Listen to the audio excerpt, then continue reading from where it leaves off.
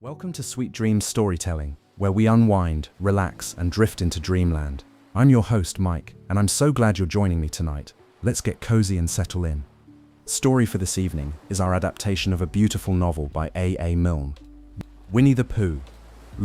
Chapter 1. Pooh finds a balloon. In the middle of a very quiet wood, where the leaves rustled just a little in the breeze and the clouds moved ever so slowly across the sky, lived a bear named Winnie the Pooh. Now, Winnie the Pooh wasn't just any bear. He was a bear of very simple habits and very steady thoughts, mostly about one thing: honey. Every morning, Pooh would stretch his round arms, pat his round tummy, and say in a thoughtful sort of voice, "I think I shall have a little something." And by something, of course, he meant honey. But on this particular morning, Pooh had a curious idea. "I wonder," he said aloud to himself, because he liked to talk even when no one was there. "I wonder if there's a better way to get honey from the bees." You see, the honey was in a tall tree, and Pooh was not a tall bear. He stood under the tree and looked up. Way up, where the branches swayed, there was a beehive, and where there was a beehive, there was honey. But how to reach it? Just then, a familiar voice called out, "Hello, Pooh." It was Christopher Robin, coming along the path with a big blue balloon in his hand. Pooh's eyes lit up. He looked at the balloon, then at the beehive, and then at the balloon again. "Christopher Robin," he said slowly, "do you think bees would notice a bear holding onto a balloon if he pretended to be a little black cloud?" Christopher Robin blinked. "A cloud?" "A small, quiet cloud," Poe explained, "just floating by to admire the sky. Not at all interested in honey." Christopher Robin smiled. He had heard many of Pooh's ideas before, and he rather liked how they always turned into little adventures. So together, they made a plan. First, Pooh rolled himself in mud, because clouds aren't yellow, you see, and then they tied the balloon string to his paw. Christopher Robin held tight as the balloon filled with air and slowly, gently lifted Pooh up into the sky. Pooh floated higher and higher until he was nearly level with the beehive. He hummed a soft tune to himself as he drifted, a sort of cloud song that he made up on the spot. "I'm just a little black cloud, floating high in the blue. I only admire, I would never desire, a honeycomb made just for you." The bees, however, were not so easily fooled. One of them flew over and buzzed near Pooh's muddy ear. Pooh frowned. "Christopher Robin," he called down quietly, "do you think the bees suspect anything?" Christopher Robin shaded his eyes and looked up. "I'm not sure," he said honestly. "They're buzzing rather loudly." Another bee buzzed by Pooh's nose. It gave a suspicious sort of wiggle. Pooh sighed. "I think perhaps these are the wrong sort of bees. I don't believe they want to share." Then came a tiny sting, just a prick, and that settled it. "Christopher Robin," Pooh called more urgently, "I think it's time to come down." But coming down from a balloon isn't quite as easy as going up. So Christopher Robin tugged and tugged on the string, but Pooh just bobbed like a cork in a teacup. Finally, Pooh let go and fell gently into a bush below, which was mostly soft, except for one grumpy squirrel who had been napping. Christopher Robin ran over and helped brush off the leaves and twigs. "Are you all right?" he asked. Pooh sat up, scratched his ear, and said, "Yes, thank you. I didn't get any honey, but I had a very nice float." They walked back along the path, Pooh holding the balloon string in one paw and rubbing his tummy with the other. "I suppose," Pooh said thoughtfully, "that the best way to get honey is still to climb, but not today." Christopher Robin laughed, and together they went home to have a small snack and maybe a nap. And somewhere high above them, the bees buzzed peacefully in their hive, just as they always had, in the quiet heart of the 100-acre wood. "Good night, Pooh. Good night, Christopher Robin. Good night, honeybees."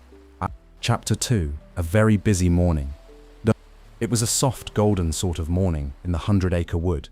The kind of morning where the sun slipped quietly through the leaves and the dew on the grass looked like tiny stars that had forgotten to go back up into the sky. Winnie the Pooh woke slowly, the way bears do when there's nothing too urgent to do. He stretched, yawned a thoughtful yawn, and looked around his cozy little home beneath the great tree. He patted his tummy, which gave a small rumble. "Time for a little something," said Pooh, as he always did when his tummy rumbled, which was rather often. But when he looked into his cupboard, he discovered a very serious problem: no honey. Not even a smudge. "Oh bother," said Pooh, peering into one empty jar and then another, just in case something sticky had been hiding. Well, if there was no honey at home, perhaps there might be some out in the forest, or with a friend. So Pooh stepped outside into the morning, humming a tune that went something like this. When your tummy gives a rumble, and the cupboard is quite bare, it's very nice to wander and find a snack to share. As he walked, the sun warmed his ears, and the birds sang a sleepy little song high in the trees. Soon, he came to Piglet's house, a neat little place with a green front door and a wind chime that tinkled like laughter. Pooh knocked gently. "Who's there?" came a tiny voice from inside. "It's me," said Pooh, Pooh Bear. "I was just wondering if you might have a little smackerel of something, perhaps some honey or a biscuit or something small and breakfasty." Piglet opened the door and smiled.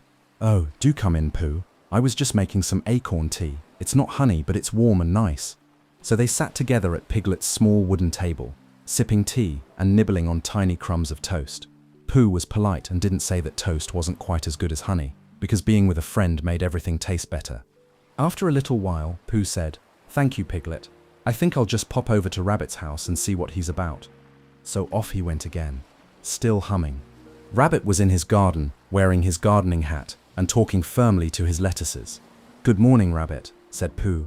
"I was wondering, by any chance, do you have any honey today?" Rabbit blinked.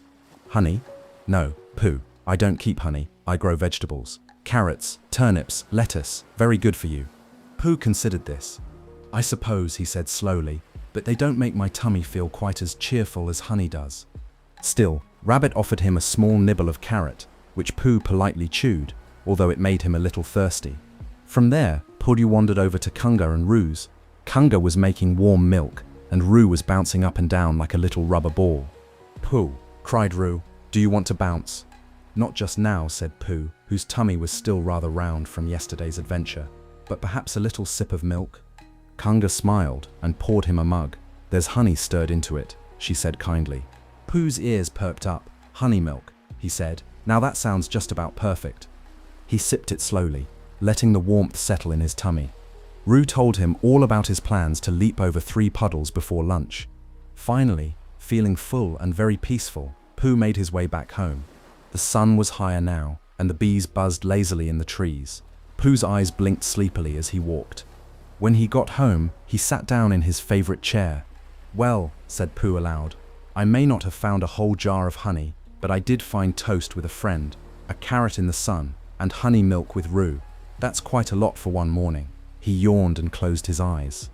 "And maybe," he whispered, "I'll find honey tomorrow." Then he leaned back, paws folded over his tummy, and drifted gently into a nap as the afternoon breeze danced softly through the trees outside. Good night, Pooh. Good night, Piglet. Good night to all the snack-sized adventures in the 100-acre wood. Chapter 3. Piglet's Windy Day. One blustery morning in the 100-acre wood, the wind woke up early, and it was in quite a hurry. It rushed through the trees, tossing leaves into the air. It made the grass lean this way and that, and it whooshed right past Piglet's house with a great big whoosh.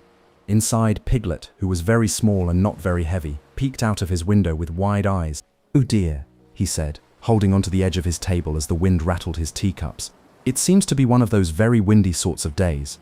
Piglet liked calm days best, the kind of days where nothing was flying, spinning, or swirling around.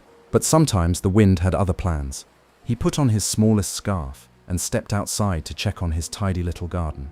The moment he opened the door, the wind gave a strong puff and nearly picked Piglet up right off the ground. "Whoa ho ho," cried Piglet, holding onto his scarf and sliding a little across his front path. Just then, he heard a familiar humming sound coming through the trees. It was Winnie the Pooh, walking slowly along the path, head down, humming his very thoughtful song as his fur blew this way and that. When Pooh saw Piglet, he stopped and held out a paw. "Hello, Piglet. Bit breezy, isn't it?" Piglet clung to Pooh's paw and nodded. "It's terribly blustery. I was just going to see if everything in my garden was still where I left it." "Would you like to walk with me?" asked Pooh. "I was thinking I might visit Christopher Robin, but I don't want to blow away on the way there." "I'd like that very much," said Piglet. So they set off together, walking side by side. Piglet stayed close, holding onto Pooh's arm whenever a particularly strong gust of wind whooshed by. Leaves danced around them like butterflies, and sometimes a twig would go spinning past as if it were in a race. "I think," said Pooh after a while, "that if I were a bee today, I might take the day off." Piglet giggled nervously. "I think if I were a leaf, I'd already be halfway to Rabbit's garden." They passed Eeyore, who was standing quietly under a droopy tree, his tail blowing sideways in the wind. Good morning, Eeyore, said Pooh. Blustery one, isn't it? Might be, said Eeyore, not looking very bothered. Or might rain. Probably both. Good day for losing a tail. Oh dear, said Piglet. Or a house, said Eeyore gloomily. Houses never stay put in this sort of wind. Not mine, anyway. Pooh looked around thoughtfully, then said, If your house blows away, we'll help you build a new one. Not that it'll stay up, said Eeyore, but thanks all the same. Pooh and Piglet continued on, and soon they reached a clearing where the wind was at its strongest. Suddenly, whoosh, a great gust lifted Piglet right off his feet. Pooh, cried Piglet, flailing his arms. Pooh held on tightly to Piglet's scarf. I've got you, he called. Piglet blew sideways like a small kite, legs kicking gently in the air. After a moment, the wind quieted just enough, and Pooh helped Piglet land safely on the ground. Piglet sat down, wide-eyed but safe. Thank you, Pooh, he said breathlessly. That was quite a lot of flying for one day. Quite a lot of everything, agreed Pooh. Perhaps we'd better stop walking now and find somewhere cozy. So they found a hollow tree with a round, mossy base. They curled up together inside, away from the wind, with the sound of leaves brushing gently against the bark. Pooh leaned back and sighed. Piglet? Yes, Pooh? I think I'd like to hum a song. A soft one. And so he did. When the wind blows loud and trees bow low, it's nice to have a friend to know. When the sky turns grey and clouds rush by, we'll sit together and watch the sky. Piglet smiled and closed his eyes, his little heart much calmer now. And while the wind still danced and tumbled outside, inside the tree, all was peaceful and still. Good night, Piglet. Good night, Pooh. Good night to the wind and the sky, and the safety of good friends. Chapter 4. Eeyore's Lost Tail. It was a quiet morning in the 100-acre wood. The sun was peeking gently through the trees, and the breeze had taken the day off, leaving the leaves to rest without a rustle.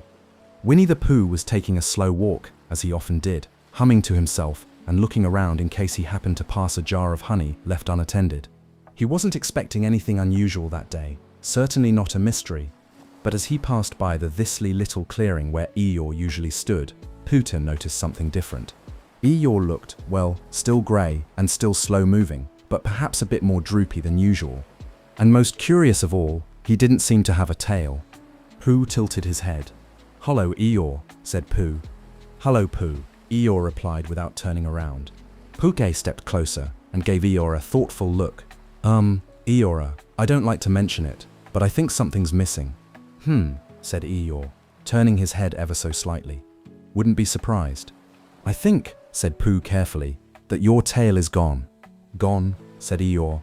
"That's the sort of thing that happens. Tails fall off, or wander away, or get forgotten. Not much you can do." Pooh sat down beside him. "When did you last see it?" "Might have been yesterday.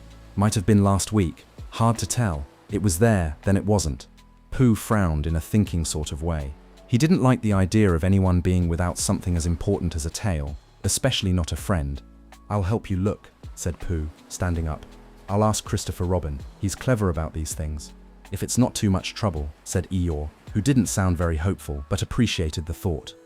So off Pooh went, humming softly, because humming helped him think. He found Christopher Robin sitting beneath a tree with a book and a thoughtful expression. "Hello, Christopher Robin," said Pooh. "Hello, Pooh," said Christopher Robin, smiling. "What's the matter?" "Well," Pooh said, "Eeyore seems to have mislaid his tail, or perhaps it mislaid him. In any case, it's not there." Christopher Robin stood up right away. "Let's go find it." They looked under bushes and behind trees. They peeked in Rabbit's garden, and even asked Owl if he'd seen any tails flying by. Owl hadn't, but he gave a very long speech about the history of tails in general, which Pooh listened to politely while Christopher Robin gently tugged him away. After some time, they ended up at Pooh's house. Christopher Robin sat down to rest. Pooh sat down too, and then, as he leaned back in his favorite chair, he noticed something very odd. On the wall behind him, hanging from a small nail, was a tail. A grey tail with a pink ribbon. "Christopher Robin," Pooh gasped. "Look, it's Eeyore's tail. It's been here all along." Christopher Robin laughed. "Silly old bear, you must have used it as a bell pull." "I did," said Pooh. "Oh bother, I wondered why my bell was so furry." They gently took the tail off the wall, and Christopher Robin brought a little hammer and some nails. Together they went back to Eeyore. "Surprise," said Pooh, holding out the tail. Eeyore blinked. "Oh, There it is.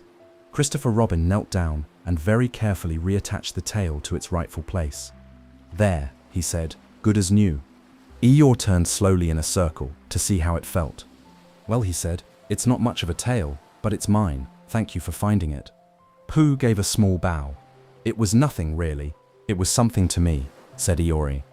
They sat together for a while after that. Eeyore, Pooh, and Christopher Robin watching the sky turn from morning blue to afternoon gold. There was no rush, no one was in a hurry, and the tail stayed right where it belonged. Good night, Eeyore. Good night, tail. Good night to small kindnesses that make the world feel whole again. And Chapter 5. A Visit to Owl's House. It was a slow, sunny afternoon in the 100-acre wood, the sort of afternoon when even the clouds seemed to be napping as they drifted through the sky. Winnie the Pooh was walking along a familiar path, paws behind his back, humming softly to himself.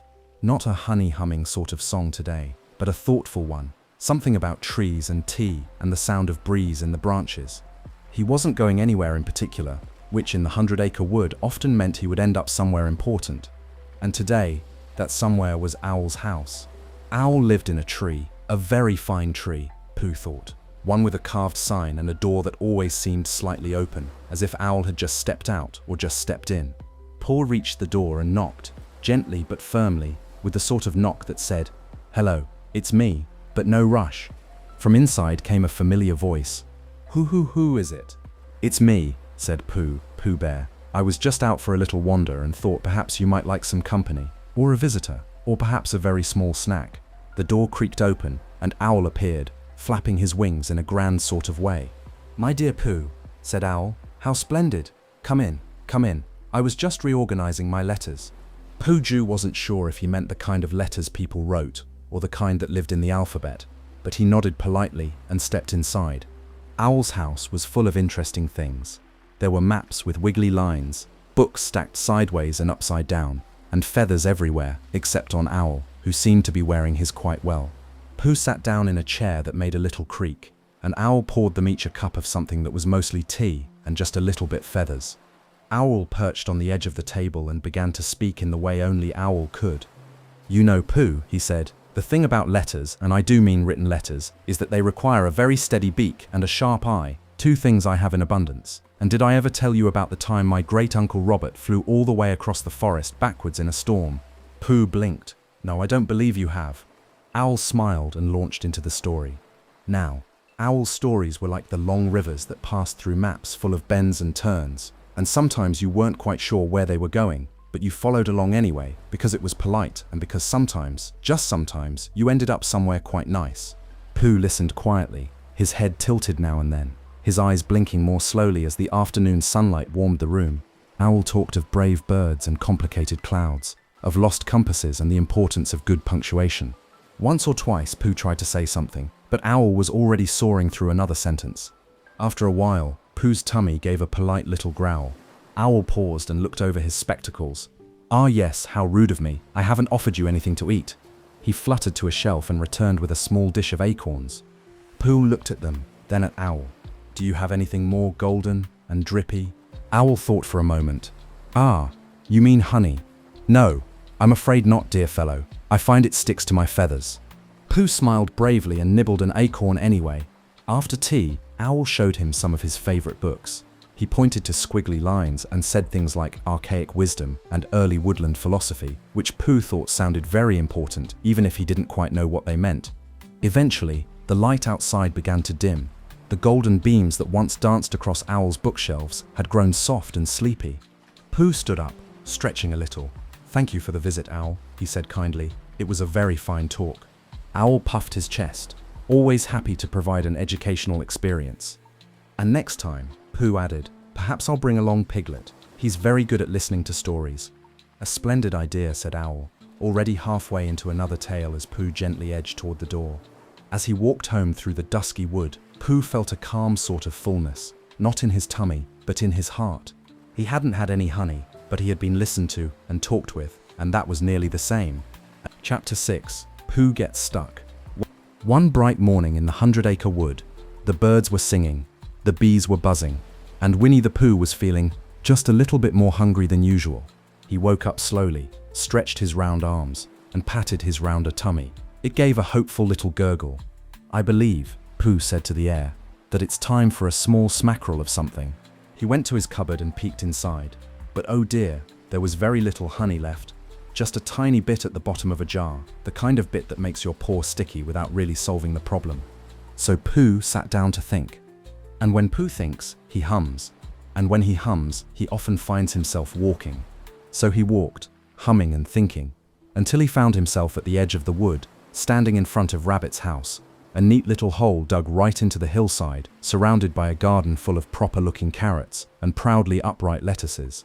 Pooh sniffed the air. Something warm and toasty was coming from inside. He knocked on the door and called, "Rabbit, are you home?" From inside came Rabbit's voice.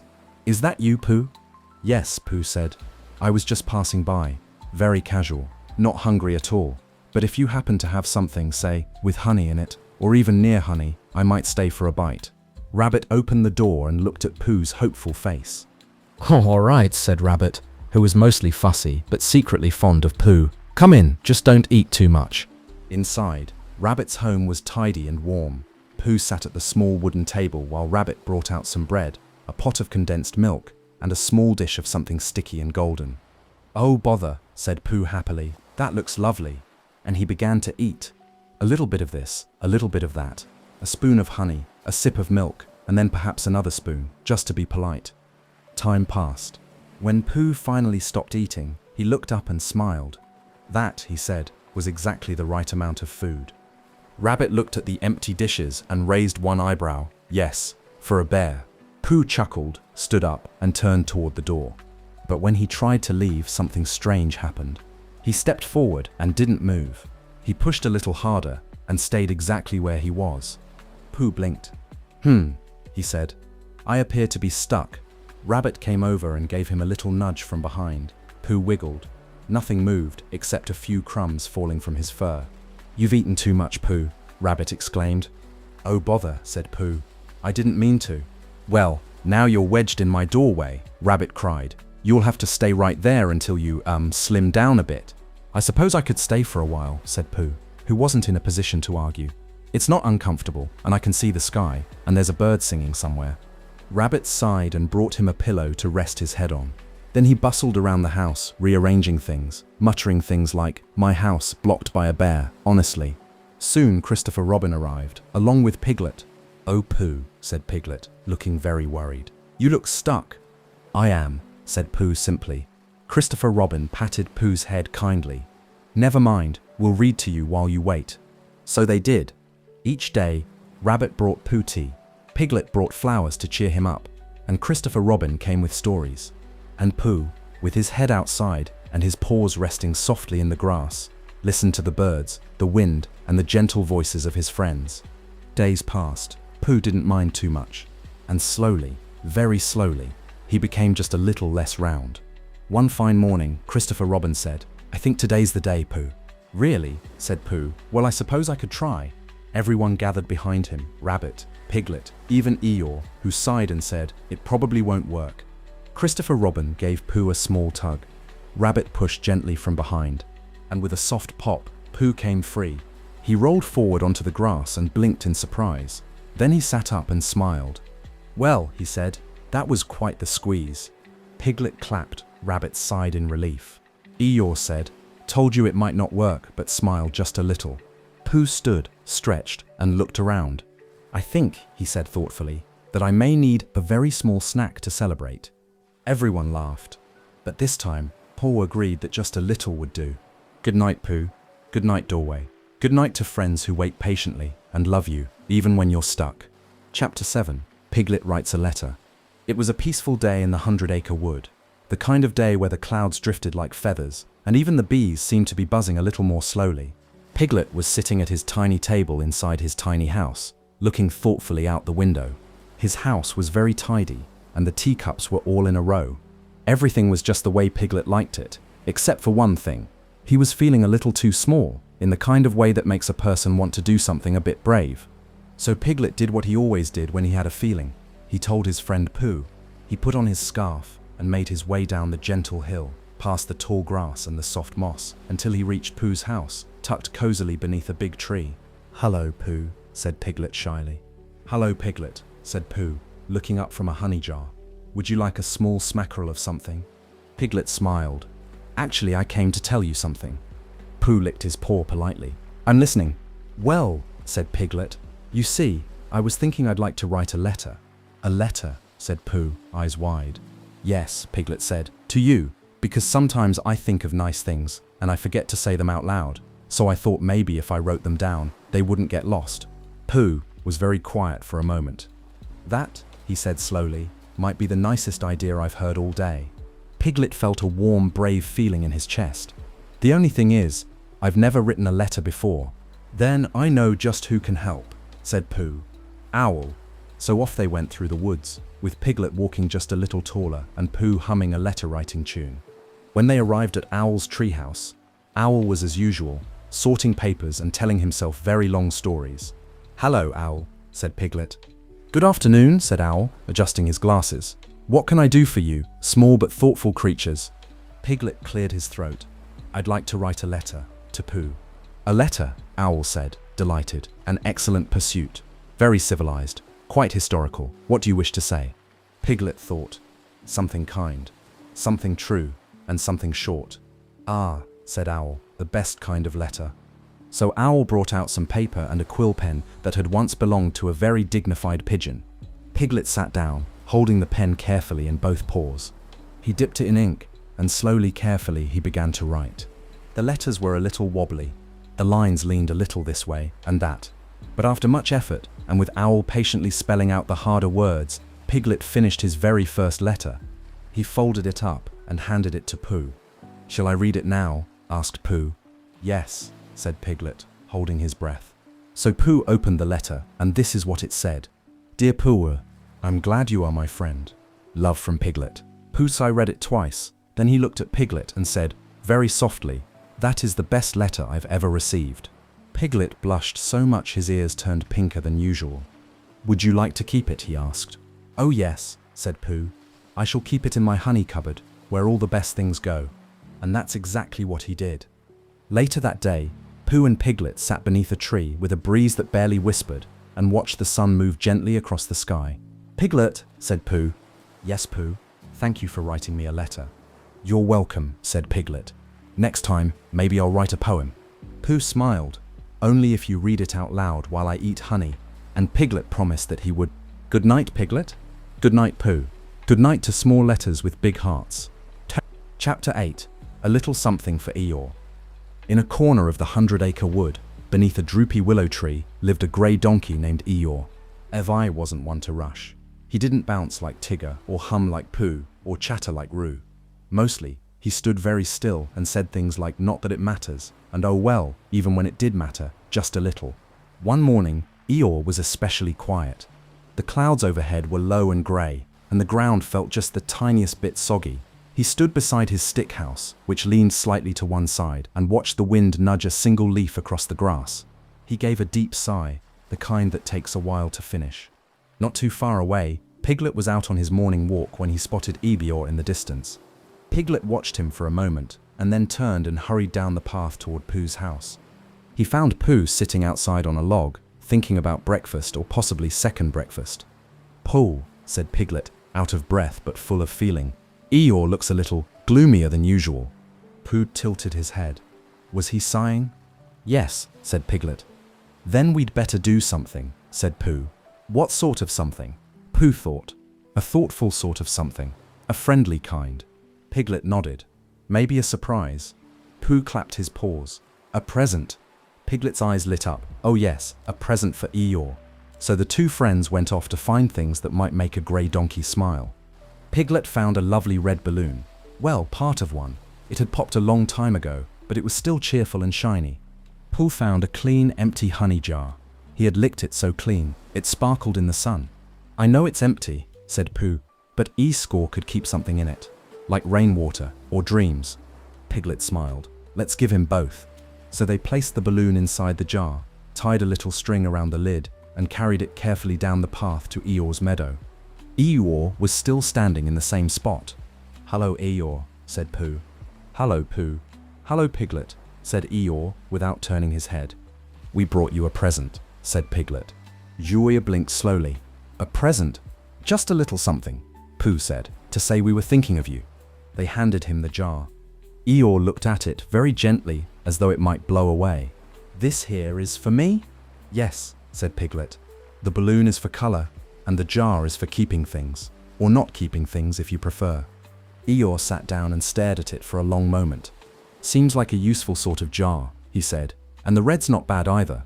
Then if you were watching very, very closely, you might have seen Eeyore's mouth twitch at the corner, just a little, almost like a smile. Thank you, he said, in the softest voice. You're welcome, said Pooh and Piglet together. They sat with him for a while, not saying much, just watching the breeze and listening to the rustle of the grass. Pooh thought about how good it felt to give something, even something small. Piglet thought about how big a little kindness could be. And Eeyore, well, he thought perhaps today wasn't such a bad day after all. Good night, Eeyore. Good night, little gifts. Good night to friends who notice when you're feeling low.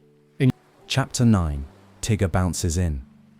It was the kind of night in the 100-acre wood when the stars blinked slowly and the moon was big and round, like a friendly face watching from the sky.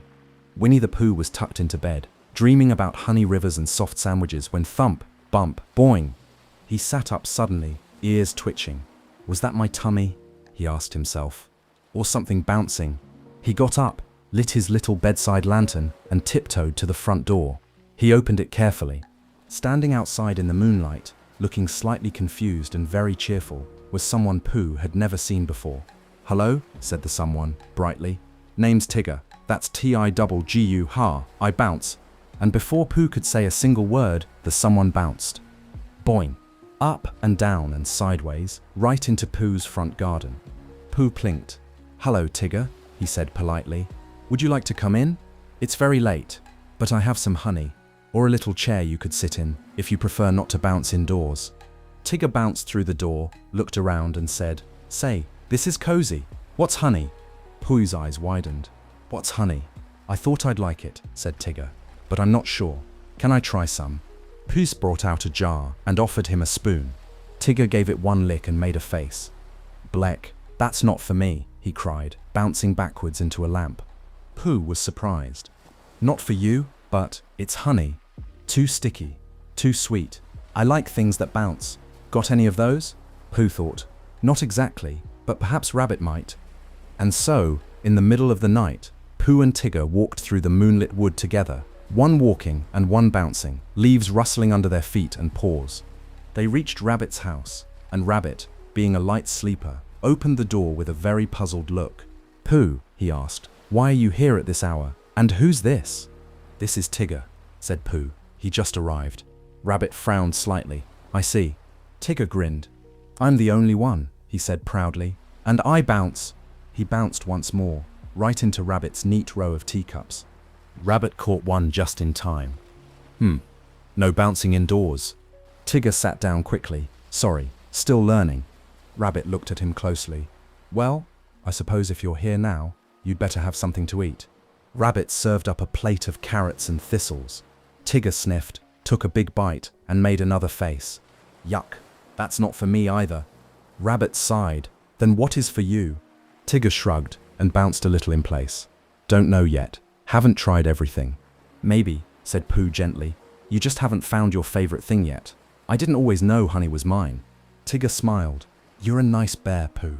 Later, they went to Piglet's house, and then to Kanga and Roo's, and everywhere they went, Tigger tried something new, haycorns, warm milk and biscuits, until finally, at breakfast the next morning, Roo offered him a bowl of extract of malt. Tigger took one big slurp and smiled a big tiggery smile. This, he said, this is what Tiggers like best. Everyone cheered. From then on, Tigger lived with Kanga and Roo, who didn't mind the bouncing one bit. Roo liked to bounce too, and though Rabbit sometimes sighed and Piglet sometimes squeaked when Tigger bounced too close, they all agreed that having a new friend, even a bouncy one, was a very good thing, because sometimes the 100-acre wood got a little more exciting in the best possible way. Good night, Tigger. Good night, Bounce. Good night to new friends who haven't found their favorite thing yet but will, with time. Chapter 10. Roo's Adventure. In the gentle morning light of the 100-acre wood, a soft breeze wandered through the trees, tickling the grass and fluttering the leaves, just enough to make them giggle. Kanga was tidying up her little home, humming softly as she folded a blanket and set out warm milk for breakfast. Her son, Ro, was bouncing in slow, happy circles around the room. Bounce, hop, skip, wiggle. Ro never stayed still for long. "Where are we going today, Mama?" asked Ru, bouncing up beside her. "Well," said Kanga, placing a paw gently on his head, "I thought we might just stay nearby. It's a fine day for being close to home." "But I was thinking," said Ru, puffing out his tiny chest, "maybe today I could go on an adventure." Kanga paused. "An adventure, dear?" "Yes," Ru said, "just me, a small one. I'll stay on the path and be careful and maybe just go a little bit past the big rock." Kanga looked at Ru with kind eyes. He was growing braver each day. She gently packed his pouch with a biscuit, a napkin, and a kiss on the forehead. "All right," she said softly, "but only if you promise to be safe, stay where the sun can see you, and come back before the sky yawns." Ru nodded quickly. "I promise." And off he hopped past the garden gate, down the winding trail, and under the low branches that reached out like gentle arms. It was Ru's very first adventure on his own, and he felt just a little taller because of it. The path was friendly, and the forest hummed with quiet sounds. Bees in the flowers, birds in the trees, and far off a stream whispering its song. Ru stopped to look at a ladybug, then a shiny stone, then a fuzzy dandelion. Every step was a discovery. But then bounce! Someone else appeared. Tigger, full of energy and grinning from whisker to whisker, bounced out from behind a tree. "Ru, my bouncing buddy, what you doing?" "I'm on an adventure," Ru beamed. "My first one." Tigger landed beside him. "Mind if I come along? I promise to bounce next to you and not on you." Ru laughed. "Okay, but it's a quiet kind of adventure. I'm looking for interesting things." So they went together, Rum with his careful eyes and curious hops, and Tigger with his joyful spring and sideways somersaults. They spotted a beetle wearing a shell like shiny armor. They saw clouds shaped like rabbits and honey jars, and somehow a sock. They made up names for trees, like ticklebark and sleepy willow. Then they reached the big rock, Ro's furthest place ever. He looked at it with wide eyes. "This is it," he said softly, "the edge of my adventure." Tigger bounced in a circle. "Looks like a good spot for a snack." So Ru took out his biscuit and shared half with Tigger, who said it was almost as good as extract of malt. Then they sat for a little while, watching the clouds float and the shadows stretch just a tiny bit longer. Soon, Ru looked up at the sky. "I think it's time to go back." "That's the smartest thing I've heard all day," said Tigger. And so they turned around and followed the same sunny path back. Only this time it felt different, because Ru had been somewhere new and come back safely. When they reached home, Kanga was waiting on the porch. Ru ran into her arms, and she wrapped him in the softest kind of hug. "Did you have a good adventure?" she asked. "The best," Ru said sleepily. "I saw a beetle, and a cloud sock and the big rock, and I came back just in time." Kanga kissed his forehead. "That's all an adventure needs." And as the stars blinked open above the trees, Kanga tucked Ru into bed, with his paws curled gently beneath his chin. Outside, the world grew quiet, and Ru dreamed of beetles and bouncing and brave little journeys with safe endings. Good night, Ru. Good night, Kanga. Good night to adventures that begin small and end in the warmest place, home. Chapter 11. A Quiet Afternoon. A quiet afternoon. It was a soft sort of day in the 100-acre wood, the kind where the wind takes its time and the sun leans against the trees like it's thinking of taking a nap. There were no great plans that day, no bouncing, no rescuing, and no lost tales, just the hush of a peaceful forest and the rustling of leaves as they whispered secrets only the trees could hear. Winnie the Pooh was lying on his back in a patch of clover, looking up at the clouds. He wasn't thinking too hard about anything, maybe a little about honey, maybe a little about naps, but mostly he was just being. "It's a fine afternoon," he said aloud to nobody in particular. Just then, Piglet came around the bend with a basket tucked under his arm. "Hello, Pooh," Piglet said. "I brought some biscuits. I thought it might be the sort of day that needs them." Pooh sat up slowly and smiled. "I was just thinking the same thing, but I didn't know it until you said it." So Piglet sat down beside Pooh, and together they opened the basket. Inside were round biscuits, a small pot of jam, and 2 cloth napkins that smelled faintly of lavender. They nibbled quietly, not in a hungry way, but in the kind of way that says, "This is just the right thing at just the right time." After a while, Rabbit walked by, wearing his gardening hat, even though he wasn't gardening. "Afternoon," he said, seeing them both sitting so still. "Would you like a biscuit?" asked Piglet. Rabbit sat down too. Don't mind if I do. So the three friends sat together, not really talking, just listening to the birds and the breeze. Next came Ergoy, shuffling slowly, his tail swaying just a little behind him. Looks like you're doing nothing, he said. We are, said Pooh. Would you like to do nothing with us? Eeyore considered, might as well. He settled down on the grass, facing sideways to the others, but close enough to feel part of the group. After a little while, Tigger came bouncing up, full of bounce and energy, but when he saw everyone sitting so quietly, he paused mid-bounce. What's going on? He whispered. We're having a quiet afternoon, said Piglet. Tigger blinked. What do you do in a quiet afternoon? Pooh looked up. Mostly, nothing. Oh, said Tigger. He sat down and tried it. At first, his tail twitched, then he sighed, and then he smiled. This is kinda nice. Said Rabbit, eyes closed. Far off, Kanga and Roo were walking hand in hand. They saw the group gathered beneath the tree and came to join them. Roo climbed onto Kanga's lap and leaned his head against her chest. Nobody said very much. There were no loud noises, no big ideas, no problems to fix.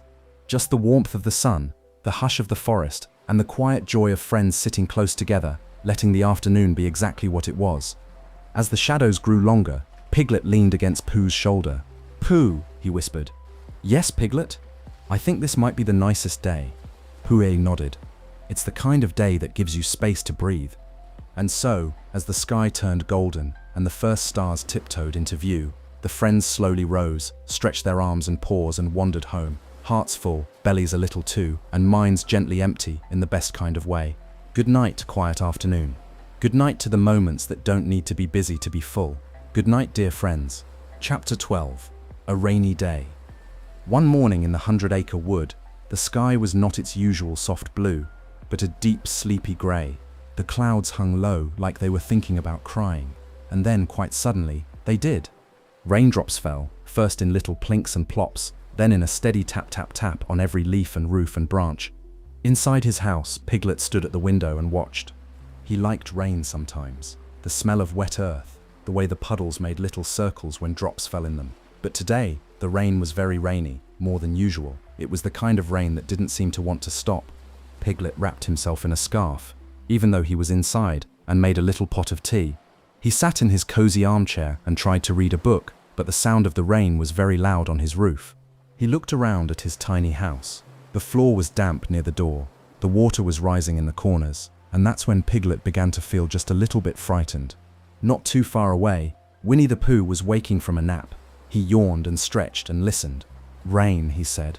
A very good day to stay inside and perhaps eat something warm. He got up, looked out the window, and blinked. The water outside was not in its usual places. It was in new places, rising up around the trees, covering the grass, and lapping gently at the step of his house. Well, said Pooh, this is quite a lot of water. He stood for a moment, paws behind his back, thinking in a Poohish kind of way. Piglet, he said aloud. I wonder if Piglet's all right. Pooh looked around and saw his big umbrella in the corner. It was the kind of umbrella that could keep off rain, or perhaps float on water. He took a long stick and gently pushed it through the umbrella's handle, like a paddle. And just like that, Pooh Bear climbed inside, sat down carefully, and floated off into the rising flood. It was a slow sort of journey. The forest was quiet except for the pattering rain and the gentle splash of Pooh's umbrella boat gliding through the water. Going to help a friend, Pooh hummed, going to bring him home again. As he floated past trees that looked surprised to have their roots underwater, he spotted Piglet's house, nearly covered to the windows. And there, pressed against the glass, was a very small pig with very wide eyes. Piglet, called Pooh. Don't worry, I'm coming. Piglet opened the window just enough to squeeze out, and Pooh held his umbrella steady while Piglet climbed in. The boat rocked just a little, but not enough to tip. Oh, Pooh, said Piglet, holding tightly to his friend. I was feeling very small in that house. You're still small, said Pooh kindly, but you're not alone now. Together, they floated back across the waterlogged wood, past floating twigs and bobbing mushrooms, until they reached higher ground. By the time they got to Christopher Robin's house, the rain was growing quieter. The sky was thinking about clearing up. Christopher Robin welcomed them in with warm towels and a kettle singing on the stove. You were very brave, Pooh, he said. Pooh blinked. I was. Yes, said Piglet. You came and found me in an umbrella. Well, said Pooh, I had a feeling you needed me, and when a friend needs you, you go. That evening, as the last raindrops slid quietly off the leaves and the stars peeked out from behind the clouds, Piglet snuggled into a borrowed blanket beside Pooh. The world outside was wet and wild, but inside, everything was safe and still. Good night, Piglet. Good night, Pooh. Good night to rainy days that turn into rescued ones. Chapter 13. Christopher Robin Throws a Party. The 100-acre wood had dried up nicely after the long rain. The puddles had turned into sparkles in the grass, and the trees looked greener and more cheerful than ever. Birds fluttered through the sky like floating ribbons, and the sun peeked around every corner, as if it had missed the forest and wanted to see everything at once. At the top of a little hill, Christopher Robin stood quietly, looking out over the woods with a thoughtful smile. A party was on his mind. Pooh deserves something special, he said aloud to the breeze, which agreed in a rustling sort of way. You see, Christopher Robin had heard all about how Pooh had floated through the flood in an umbrella to rescue Piglet, who had been feeling very small and very soggy in his little house. Pooh may be a bear of very little brain, Christopher Robin said, but he has a very big heart. So he made a list. Invite everyone. Prepare something sweet. Say thank you. And just like that, the party was planned. Meanwhile, Pooh was sitting outside his house with Piglet, watching a butterfly land on his nose. Pooh, said Piglet, have you ever been to a party? I think I have, said Pooh, but sometimes I forget if something really happened or if I only dreamed it. Piglet smiled. Well, there's going to be one today. For you. For me, said Pooh, blinking. Yes, said Piglet. Christopher Robin says you were very brave in the rain, and now he wants to thank you. Pooh sat very still. Oh, he said softly, that's a nice thing to do. I didn't think I was being brave. I just thought you needed me. You did, said Piglet, and you came. That's what matters most. That afternoon, everyone gathered beneath the big oak tree near Christopher Robin's house. Rabbit had arranged the napkins in very straight lines. Owl had prepared a speech. Kanga brought soft blankets to sit on. Tigger bounced around, hanging ribbons on branches. Look at me, I'm a one Tigger decorating crew. Eeyore brought a balloon that had gone flat, but everyone said it was a lovely touch. There were treats on every blanket, little cakes, jars of jam, tiny sandwiches with no crusts, and of course honey. Lots and lots of honey. When Pooh arrived, everyone clapped. Oh bother, he said, a little embarrassed. You didn't have to. We wanted to, said Christopher Robin, because we're very proud of you, Pooh. Then Christopher Robin stood up and held something behind his back. This, he said, is for Pooh Bear. He brought out a big golden pot with words painted carefully on the side. For bravery and honey and heart, to our friend Pooh. Pooh stared at it, eyes wide. Is there honey inside? He asked. There's always honey inside, said Christopher Robin. Pooh gave him a big warm bear hug and whispered, thank you. They spent the rest of the afternoon eating, laughing, and lying in the grass, watching the sun float lazily through the sky.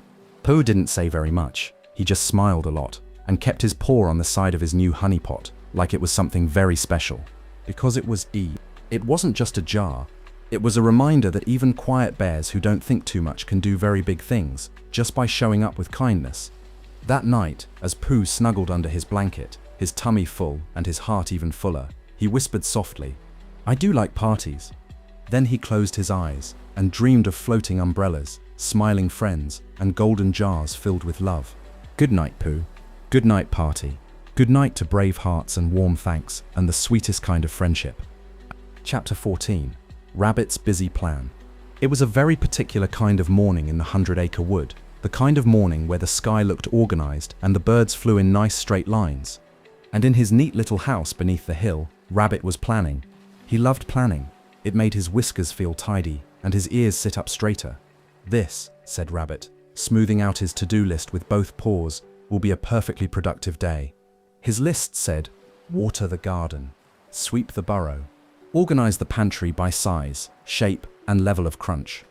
Visit everyone in the forest and check that they're following proper schedules. Enjoy a small structured rest. Just the right amount of everything, Rabbit said proudly. He started with the garden. He watered each plant exactly once, humming a sharp, no-nonsense tune. Then he swept the burrow, even getting the tricky bit under the chair leg where dust liked to hide. Everything was going very well until Tigger arrived. Rabbit, Rabbit, called Tigger as he bounded through the carrot patch. Rabbit looked up just in time to see a blur of stripes and a flash of tail zoom past his neatly planted rows. "Tigger," gasped Rabbit, "you're bouncing all over my plan." "I'm just spreading sunshine," said Tigger, landing in a heap of leaves and laughter. Rabbit sighed. "I have a schedule." "Oh," said Tigger, "I don't." Rabbit tried to return to his plan, but then Piglet came by with a bunch of wild flowers he had picked out of order, and not from Rabbit's approved garden rows. Then Pooh arrived, looking for a thoughtful spot where he could sit and think about honey, which led to a long conversation about whether it was better to eat the honey before or after the thinking. Then Roo showed up, chasing a butterfly through the pantry, which spilled several carefully stacked boxes of crackers. Rabbit's ears drooped. "This is not going according to plan," he muttered. He tried to reorganize the crackers, but Tigger was teaching Roo how to bounce from chair to chair. Piglet was apologizing for the flowers, and Pooh had fallen asleep in the pantry doorway. Rabbit stared at the mess, and something strange happened. He smiled, just a little, and then, without writing it down first, he did something completely unplanned. He sat, right in the middle of the soft mess of crackers and petals and laughter. And once he sat, something happened inside him. He felt calm. Not the same kind of calm that came from ticking things off a list, but a better kind, a softer, warmer kind. His friends were here. The house was full of the sounds of joy. And somehow, without following a single rule, it had become a perfect day. Later that afternoon, Rabbit scribbled something new at the bottom of his list. 6. Enjoy the unexpected. He underlined it twice. That night, as Rabbit climbed into bed with his whiskers, a little rumpled and a wildflower on his nightstand, he thought quietly to himself, "Maybe I'll leave tomorrow blank." And for a rabbit who loved plans, that was a very big thought indeed.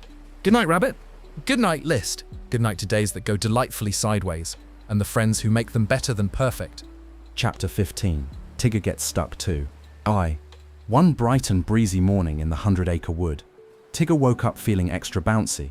He didn't know exactly why. Maybe it was the sunshine, or the fresh air, or the dream he'd had about bouncing across a row of clouds like soft white trampolines, but he was ready for adventure. He bounded down the path, calling out to anyone who might be listening. "Here I come! Look out below! I'm the only Tigger, and that's why I bounce best." Ruffin, hearing the familiar thumping sounds, ran out of Kanga's house and waved both paws in the air. "Tigger, Tigger, let's go bouncing." And just like that, off they went. Bounce, bounce, bounce, through the leaves, over puddles, around tree trunks, laughing all the way. Soon, they came to a very tall tree, one with twisty branches and soft green needles that danced in the breeze. Rua's eyes got big. "Really? I bet," said Tigger, eyes sparkling, "that I could bounce all the way to the top of that tree." "Of course," said Tigger proudly. "Tiggers are excellent climbers, and even better bouncers down." So he crouched low, wiggled his tail, and bounced. "See," he called down. "Told ya." Up he went, one branch, then another, and then a big leap to a higher one. Roo clapped from below. "Be careful." "I don't do careful," said Tigger with a grin. But just as he tried to bounce even higher, something surprising happened. He stopped, not because he meant to, but because he couldn't move. The tree creaked, and Tigger realized something new. He was stuck. The branches swayed. "I'm sort of up here." "Yes," Roo called back. Roo," he called, "and I don't think I can get down." Roo's eyes got even bigger. "You're stuck?" I see you. "Only a little bit stuck," said Tigger quickly, "just not going anywhere at the moment." They all stood beneath the tree, squinting up into the branches. Roo ran off as fast as he could, and soon came back with Pooh, Piglet, and Rabbit, followed closely by Christopher Robin. "There he is," said Piglet softly. "Quite high up," said Rabbit, shaking his head. "Not as high as the moon," Pooh said, helpfully. Tigger called back, "I'm not worried, just resting." Christopher Robin cupped his hands around his mouth. "Don't worry, Tigger, we'll get you down." They brought blankets and made a soft pile underneath the tree, just in case. "You know," he said gently, "it's okay to be stuck sometimes." Then Christopher Robin climbed up slowly, one branch at a time, until he reached Tigger. He sat beside him and smiled. Tigger looked down. "Even if you're a Tigger?" "Especially if you're a Tigger," Christopher Robin said. And then, with careful climbing and a little help, they made their way back down, slowly, safely, and with everyone cheering from below. When Tigger's paws touched the ground, Roo hugged him tightly. "You're the best bouncer ever," Roo said. Tigger beamed. "Even if I'm not the best climber." Christopher Robin smiled. You're the best you. That's all you need to be. Later, as the sun dipped low and painted the forest in gold, Tigger lay on a blanket with his paws behind his head, and Roo snuggled beside him. I think, said Tigger, that maybe tomorrow I'll stay a little closer to the ground. Just a little, Tigger agreed, with a soft bounce of his tail. Run giggled. Just a little? Good night, Tigger. Good night, tall trees. Good night to being a little stuck and the friends who help you come down safely. Chapter 16. The Friends Build a House. It had been a windy night in the 100-acre wood.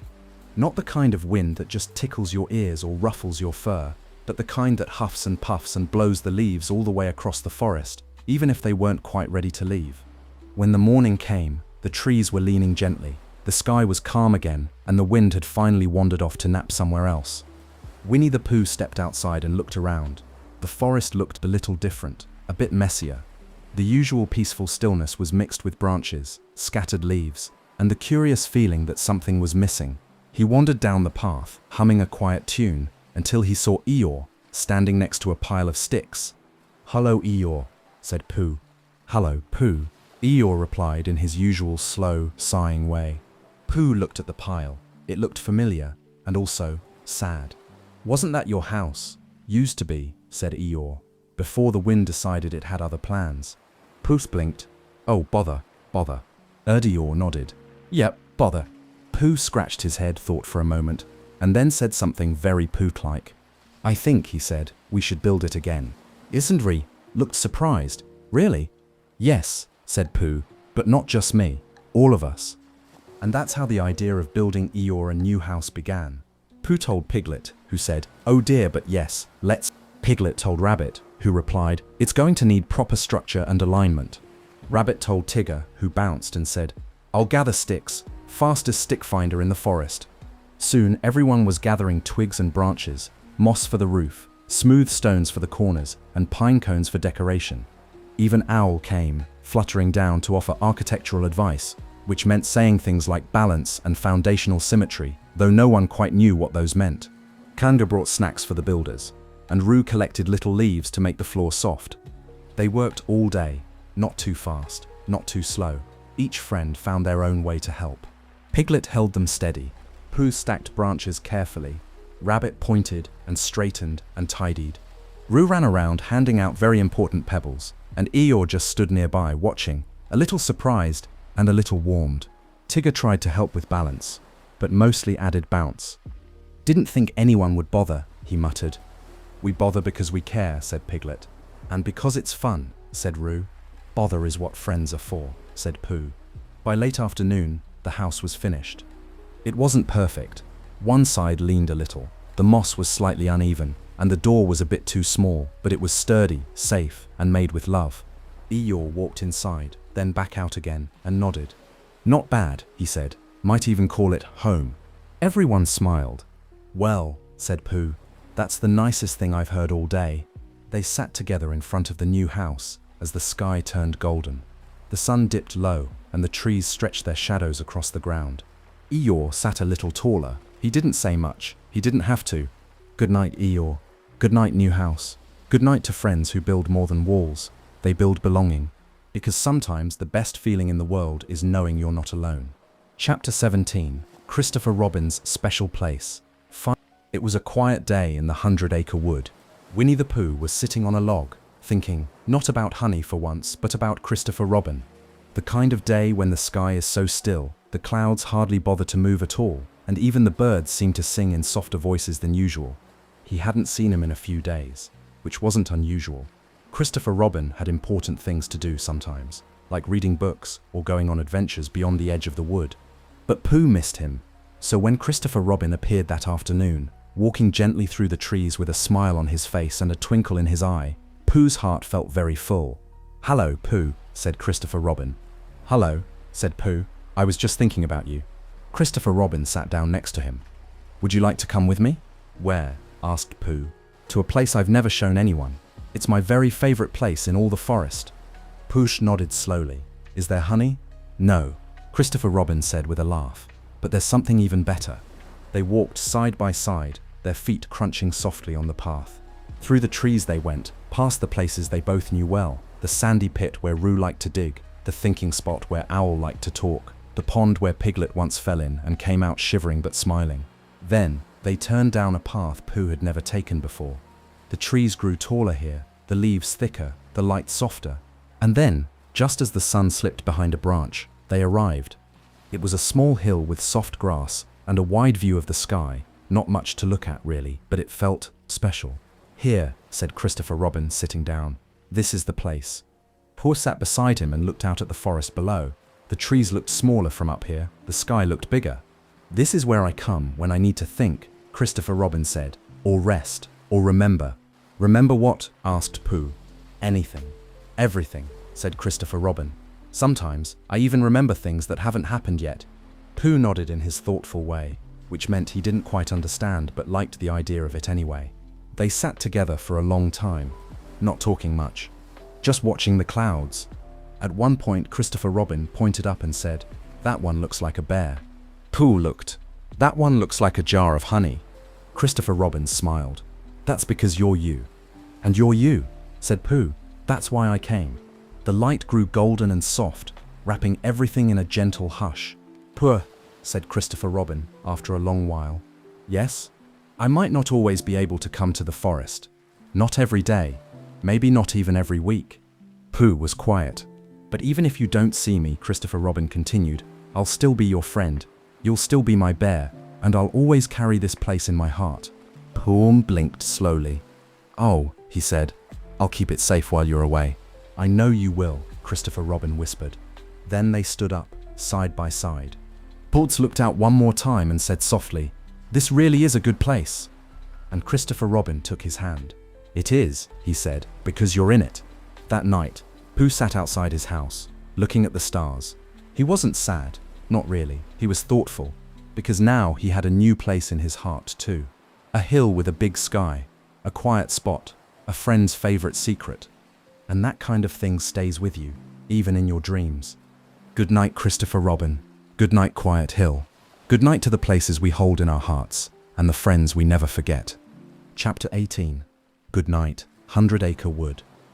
The day had been long and kind, the way the best days always are in the 100-Acre Wood. The sky had worn every color, from soft blue in the morning to golden in the afternoon, and now it wore a gentle pink, like a sleepy blush before bedtime. The birds had sung their last songs for the day. The wind had curled up among the trees, ready to rest. And in every corner of the forest, the animals were beginning to settle down. At Pooh's house, the last glow of sunlight slipped through the round window. Pooh was finishing a very small smackerel of honey. Not too much, just enough to keep his dreams sweet. He yawned a thoughtful yawn, stretched his arms, and padded over to his bed. "Today was a gentle sort of day," he said aloud. "Just the kind I like best." He pulled up his blanket, soft with so many snuggles and naps before, and looked out the window one last time. "Good night, Sky," he whispered. In the little house next door, Piglet was wrapping himself in his favorite cozy scarf, even though he was already under his blanket. Piglet liked to be extra warm, especially when the stars began to twinkle. He had tucked a flower under his pillow, one that Rahul had given him, and it made the whole room smell like sunshine. Piglet turned onto his side and murmured, "Good night, Pooh. Good night, everyone. Thank you for today." Tigger, who didn't usually go to sleep early, had bounced and bounced and bounced, and then bounced a little more, until finally he had bounced himself right out of bounce. Now he was curled up on a pillow at Kanga's house, one arm around Roo, who was already dreaming of butterflies and tree climbing. Kanga tucked the blanket around both of them, kissed Roo on the forehead, and whispered, "Good night, my darlings." And in his sleep, Tigger smiled. Rabbit had triple-checked that the windows were latched and the garden gate was shut. He had made a cup of chamomile tea and taken exactly 3 sips before deciding he was too tired to finish it. As he climbed into bed, he thought about his list for tomorrow, and then just before his eyes closed, he let it go. "Good night, carrots," he mumbled. "Sleep tight, lettuces." Owl, perched high in his tree, fluffed his feathers and opened a book, but after just 2 sentences, he was snoring gently, glasses slipping down his beak. Even the wisest birds need their rest. At the edge of the wood, Eeyore lay inside his newly built house. It creaked a little in the wind, but it held, and somehow that meant everything. Eeyore looked up at the sky, where the stars were just beginning to blink awake. "Well," he said softly, "still here, that's something." and he smiled, just the smallest bit, before closing his eyes. And up on the hill, in his quiet special place, Christopher Robin sat for a moment longer before heading home. He looked over the woods he loved so much, where bears and pigs and donkeys and kangaroos all lived and dreamed, and he whispered into the evening air, "Good night, 100-acre wood, I'll always come back." And then, slowly, gently, night came. It settled over every leaf and branch, every path and burrow, like a soft star-speckled blanket. Not a single leaf stirred, not a single voice spoke, only the soft breathing of dreams and the hush of hearts resting in the place they belong. Good night, Pooh. Good night, Piglet. Good night, Tigger and Roo. Good night, Eeyore, Rabbit, Kanga, and Owl. Good night, Christopher Robin. Good night, 100-acre wood. Good night. But thanks for spending this quiet time with me here at Sweet Dreams Storytelling. I hope you're feeling relaxed, peaceful, and ready for a restful sleep. As we say goodnight, let the calm background music guide you gently into dreamland. Before you go, don't forget to like the video and subscribe, and until next time, rest well.